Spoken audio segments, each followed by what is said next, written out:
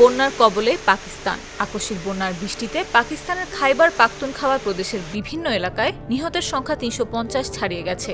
শুধু খাইবার পাখতুনখোয়ায় মারা গেছেন অন্তত ৩২৮ জন। এমন অবস্থা হয়ে দাঁড়িয়েছে যে দাফনের জন্য কোনো লোকও পাওয়া যাচ্ছে না।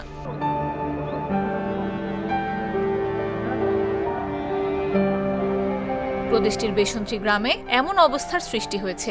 ভারী বৃষ্টিপাত আর আকস্মিক বন্যার কারণে খাইবার পাখতুনখোয়ার বাজাউর ও বডগ্রাম জেলাকে সবচেয়ে বেশি ক্ষতিগ্রস্ত জেলা হিসেবে ঘোষণা করেছে প্রাদেশিক দুর্যোগ ব্যবস্থাপনা কর্তৃপক্ষ।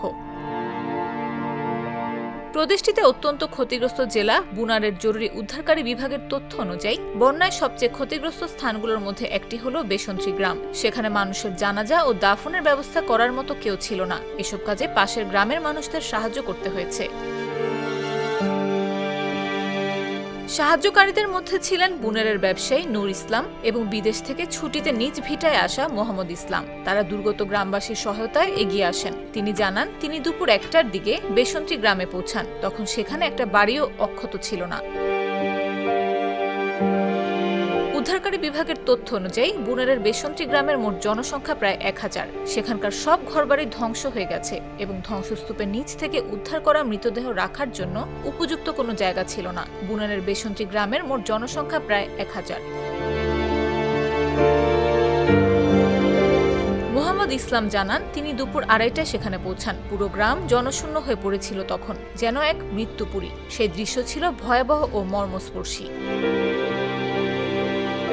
জরুরি উদ্ধার বিভাগ বা রেস্কিউ ১১২২ বুনেরের কর্মকর্তা আব্দুল রহমান জানান, বেসন্ত্রী ছাড়াও অন্যান্য কয়েকটি গ্রামও বন্যায় ক্ষতিগ্রস্ত হয়েছে। তাদের উদ্ধারকারী দল ইতোমধ্যে দুর্গত অঞ্চলে পৌঁছেছে। পাশাপাশি প্রদেশের অন্যান্য এলাকা থেকেও উদ্ধারকারী দল আসছে।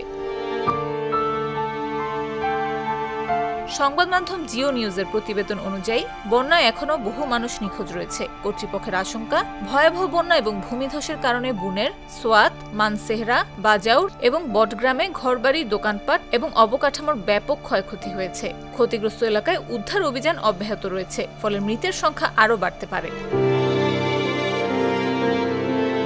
প্রাদেশিক সরকার এরই মধ্যে জরুরি ত্রাণ কার্যক্রম চালু করেছে। ক্ষতিগ্রস্ত জেলাগুলোর জন্য বরাদ্দ করা হয়েছে ৫০ কোটি রুপি। শুধু বুনের জেলাতেই ১৫ কোটি বরাদ্দ দেওয়া হয়েছে। হেলিকপ্টারে ত্রাণ সামগ্রী পাঠানো হচ্ছে দুর্গম এলাকায়। তবে স্থানীয়দের মতে ক্ষয়ক্ষতির তুলনায় সরকারি সহায়তা এখনও অপর্যাপ্ত। নাফিস আব্দুল্লাহ, জাগো নিউজ।